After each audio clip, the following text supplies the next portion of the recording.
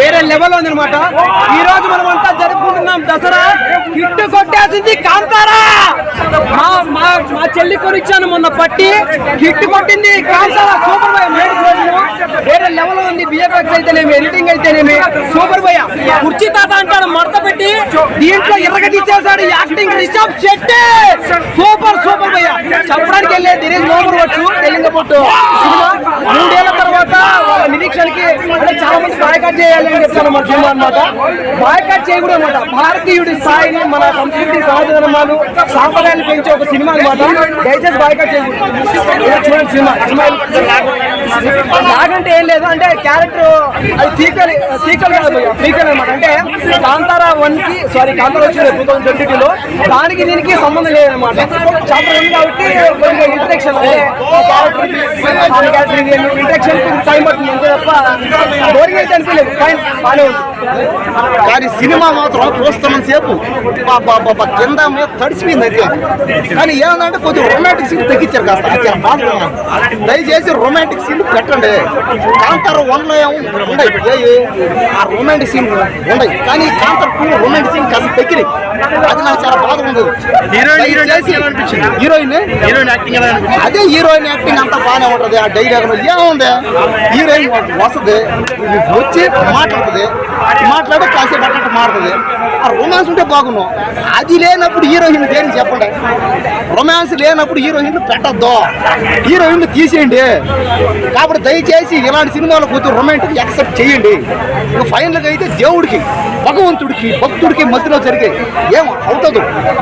ఒక దేవుడు దేనికి వస్తాడు, ఆ రాజ్యంలో ప్రజలని కాపాడతాడు. ఈ సినిమాలు చూస్తే అర్థమవుతుంది భయ్యా.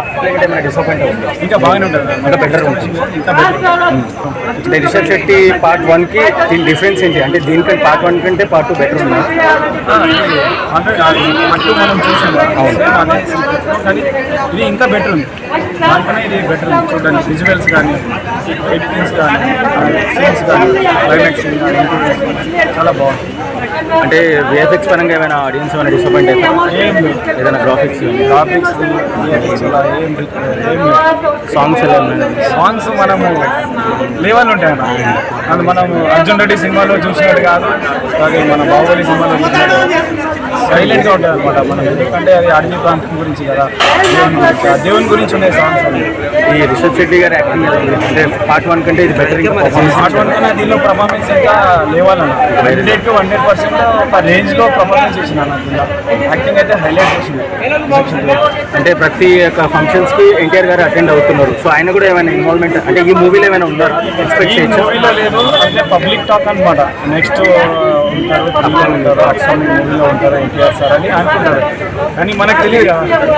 వాళ్ళు డైరెక్టర్ సార్ అతనే, హీరో రైటర్ అతనే. ఎప్పుడు స్టోరీ మార్చాలన్నా, ఎవరిని మార్చాలన్నా ఆయన చేతిలో ఉంటారు.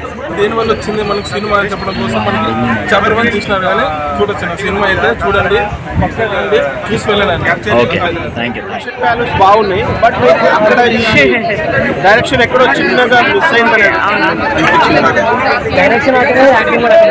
అవును. సో అది అక్కడ కొంచెం అది అనిపించింది. మిగతా అంతా సినిమా మాత్రం ఎక్సలెంట్ ఉంది, చూడొచ్చు. ఫ్యామిలీతో వెళ్ళొచ్చు. మనం పెట్టిన డబ్బుతో 100% న్యాయం జరుగుతుంది. థియేటర్స్కి వెళ్ళి చూడండి. ఓవరాల్ గా మూవీ అయితే ఐ థింక్ వాళ్ళు పెట్టిన బడ్జెట్ కంటే ఇంకొక 50% రన్ చేయొచ్చు అంతే. ఓవరాల్ గా సినిమా బాగుంది. అన్న ఒకసారి థియేటర్కి వచ్చి చూడండి. పక్కన ఏ థియేటర్ ఉంటే 8 టికెట్లు ఉన్నా ఎలాగైనా టికెట్ ఏది ఉంటే అక్కడికి వెళ్ళి తీసేసుకోండి. ఒకసారి మీరు చూసినప్పుడు అన్న నాకు ఒకటి చెప్తున్నాను అన్న, నాకు శివుడు పార్వతి నాకు వేరే వేరే రూపంలో కనిపించిన మామూలుగా లేదు. లాస్ట్ క్లైమాక్స్ అయితే అదిరిపోయింది. ఆ హీరో శివలింగం దగ్గర వెళ్తే గురువు వెళ్తాడు, అక్కడ ఆయన త్రిశూలం పట్టుకుంటారు, పాము వస్తుంది బ్రదర్, మొత్తం మెడదే చుట్టుకుంటారు. అది క్రేజీ ఉంది. ఒక్కసారి ఆ సీన్ చేసినప్పుడు శివుడు అది కూడా వేరే వంతరంలో అని అనిపించింది. రిషబ్ శెట్టి అన్న వచ్చినప్పుడు అన్న మామూలుగా లేదు కదా, ప్లస్ బీజేపీ మామూలుగా లేదు బ్రో. ఒకసారి థియేటర్కి వచ్చి చూడండి, మామూలుగా ఉంటుంది. నేను ఈ సినిమాని 10.10 ఇస్తున్నాను బ్రో రేటింగ్. ఒక్కసారి ఎన్టీఆర్ అన్న మీరు ఇలాంటి సినిమా పబ్లిసిటీ నేను వచ్చినందుకు ఇలాగా చెప్పినందుకు మీకు ఆన్సర్ బ్రదర్. అంతేకాదు మీకు కాల్ ఎత్తారు కదా, ఆ సినిమా ఊరికి పర్లేదు, కానీ ఈ సినిమా కాలర్ ఎత్తుంటే నాకు చాలా హ్యాపీగా ఉండేది అనిపించింది. వాళ్ళు ఇబ్బంది పడినప్పుడు, అంటే ధర్మం ఇబ్బంది పడినప్పుడు ఈ భూతగణాలు వచ్చి ఎలా కాపాడుతాయి అనేది సినిమా అనమాట. ఆ ట్విస్ట్ మీరు ట్రైలర్ చూసినప్పుడు కాంతారా 1 కంటే ఇది కొంచెం నార్మల్ అనిపించింది. బడ్జెట్ ఎక్కువైంది, కొంచెం గ్రాఫిక్స్ ఎక్కువ అయిపోయినాయేమో, కొంచెం డిఫరెంట్గా వెళ్ళిపోయింది రిషబ్ శెట్టి అనుకున్నాను. కానీ అసలు ఆయన అదే పాత్రలో ఉన్నాడు.